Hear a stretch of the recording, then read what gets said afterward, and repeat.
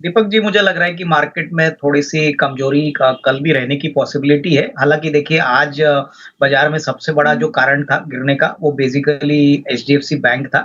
Market को ये results इसलिए पसंद नहीं आए क्योंकि डिपॉज़िट ग्रोथ बहुत ही कम मात्रा में बढ़ा है और डिपॉज़िट के लिए आगे मार्केट का मानना है कि डिपॉज़िट्स अगर महँगे होते हैं तो इनकी प्रॉफिटेबिलिटी दबाव में आ सकती है। तो इसी कारण से बहुत ही भारी भरकम सेल ऑफ हो गया था। लेकिन एक बात मैं आपको ये व्यूअर्स को बता दूँ कि आज जो डेटा आ गया है, इसमें हमने देखा है कि करीबन 60% की डिलीवरी एचडीएफसी बैंक के शेयर में हुई है। तो हो सकता है कि कल के सत्र में एचडीएफसी बैंक इतना ना गिरे और बाज़ार थोड़ा-सा सँभले। तो मुझे लग रहा है कि देखिए ये वापस स्टॉक स्पेसिफिक मार्केट होगा और यहाँ पे मुझे लगता है कि जो बड़े सेक्टर्स हैं जैसे auto components, banking, capital goods, real estate यहाँ पे डेफिनिटली अच्छे मौके इन्वेस्टर्स को खोजने चाहिए। ऐसा नहीं है कि ये पैनिक सेल ऑफ में बहुत भारी बल्कम नुकसान और होने की पॉसिबिलिटी है। मार्केट 1-2 दिनों के लिए वोलेटाइल ज़रूर रहेगा, लेकिन उसके बाद सँभलेगा और फाइनली रिज़ल्ट्स जो आ रहे हैं, वो रिज़ल्ट्स और डेटा अगर अच्छा होता है, तो मार्केट्स वापस ये रिज़ल्ट्स पे फ़ोकस करेंगी। तो मेरे ख़्याल से ये खरीदने का भी मौका है, लेकिन उन्हीं के लिए जो इन्वेस्टर्स हैं और मेरे ख़्याल से जो लंबी अवधि के लिए अपना पोर्टफोलियो बनाना चाहते हैं।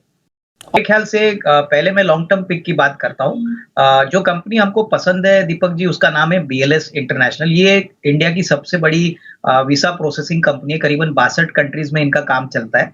अभी हाल ही में इन्होंने टर्की में एक कंपनी खरीदी है iData। तो टर्की भी इनके कंट्री लिस्ट में ऐड हो जाएगा। ये कंपनी प्रॉफिटेबल है, 180 करोड़ के कामकाजी रेवेन्यू पे इन्होंने करीबन 94 करोड़ का ऑपरेटिंग प्रॉफिट किया है। तो कंपनी ने ये कहा है कि पहले दिन से ही ये कंपनी प्रॉफिटेबल है और अर्निंग्स को ऐड करेगी। सबसे बड़ी बात पिछले साल इन्होंने करीबन 1500 करोड़ पे 200 करोड़ का प्रॉफिट किया था।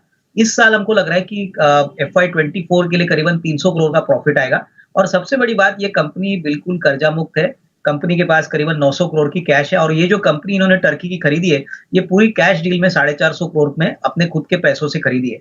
हमको लग रहा है कि जिस प्रकार का ट्रेंड हॉस्पिटैलिटी सेक्टर में दिख रहा है और वीज़ा प्रोसेसिंग का मार्केट बहुत बड़ा है, इस कंपनी को ज़रूर फ़ायदा होगा। सबसे बड़ी बात हर साल 250-300 करोड़ का कैश फ्लो ये जनरेट करते हैं और बहुत ही एसेट लाइट मॉडल है।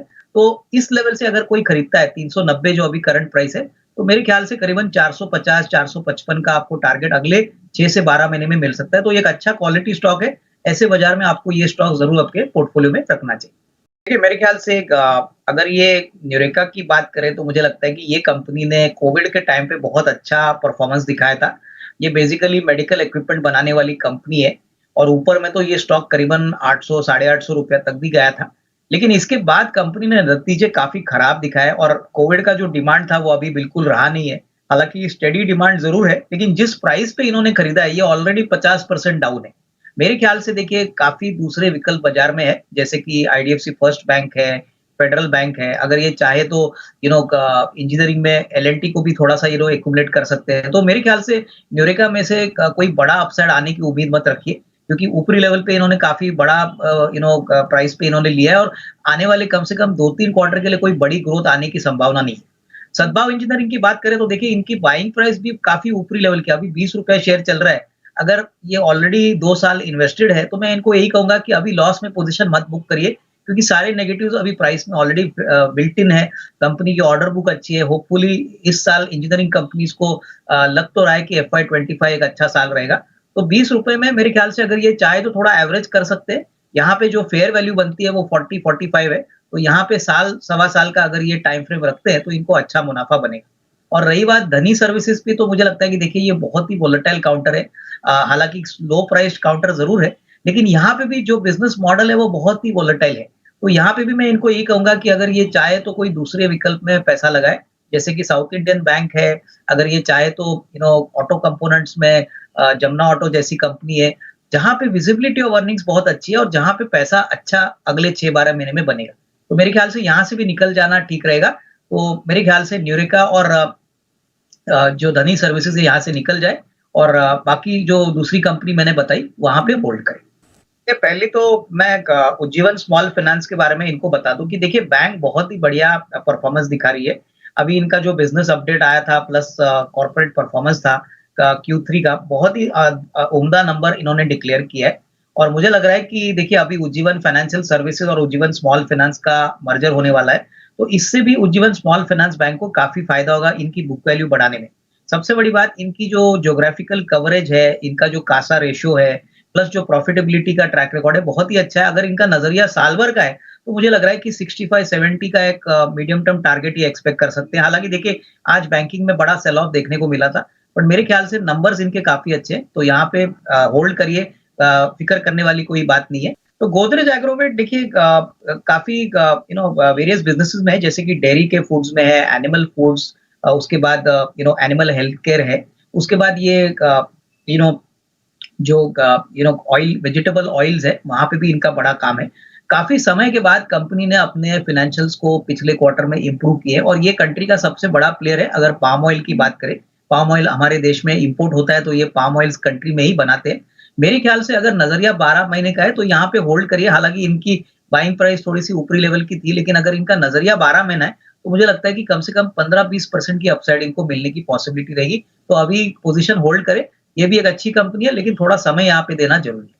नहीं, इन्होंने दोनों ही बहुत ही अच्छे स्टॉक्स सिलेक्ट किए हैं और मुझे लगता है कि देखिए एसबीआई कार्ड्स की पहले बात करें, तो एसबीआई कार्ड्स ये एसबीआई की सब्सिडियरी है, इनकी parent state bank of India है और क्रेडिट कार्ड में ये सेकंड पोज़ीशन एन्जॉय करते हैं।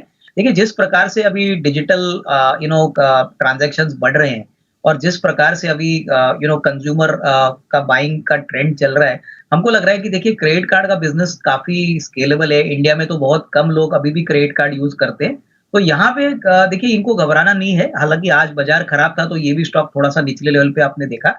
बट अगर नज़रिया आपका 12-15 महीना है, तो यहाँ पे करीबन 850-900 रुपए का टारगेट प्राइस मिल सकता है। तो यहाँ पे थोड़ा-सा पेशेंस रखिए, आप काफ़ी वेल मैनेज्ड कंपनी है और काफ़ी प्रॉफिटेबल है और इनका जो बिज़नेस मॉडल है वो बेसिकली एसेट लाइट है, तो उस हिसाब से इनके पास टेक्नोलॉजी है, पेरेंट है, कस्टमर्स है, तो थोड़ा-सा समय यहाँ पे देंगे तो अच्छी कमाई होगी। रही बात एमटार टेक्नोलॉजीज़ पे देखिए तो ये डिफेंस का एक बहुत बड़ा दिग्गज प्लेयर है, काफ़ी अच्छी ऑर्डर बुक है और डिफेंस के अलावा ये न्यूक्लियर सेक्टर को भी कैटर करते हैं। तो मुझे लग रहा है कि देखिए 2300 में इन्होंने लिया है, अभी प्राइस करीबन 2200 है, तो लंबी अवधि के लिए अगर ये पोज़ीशन होल्ड करते हैं करीबन साल, डेढ़ साल, तो ही यहाँ पे अच्छा पैसा बनेगा क्योंकि देखिए इस लेवल पे जो वैल्यूएशंस है वो सस्ते नहीं है, फेयर टू एक्सपेंसिव है। बट अगर हम साल, डेढ़ साल की बात करें तो इनको करीबन 2600 या 2700 का भी टारगेट प्राइस मिल सकता है, तो यहाँ पे होल्ड करने की राय। दीपक जी, पोजिशनल पिक हमारा टाटा मोटर्स है। हमको लग रहा है कि फरवरी 2 को कंपनी की बोर्ड मीटिंग है, तीसरे तिमाही के रिजल्ट्स के लिए। नंबर्स बहुत ही दमदार आने की अपेक्षा है। कंपनी का आज जो क्लोजिंग प्राइस था वो करीबन 805 था।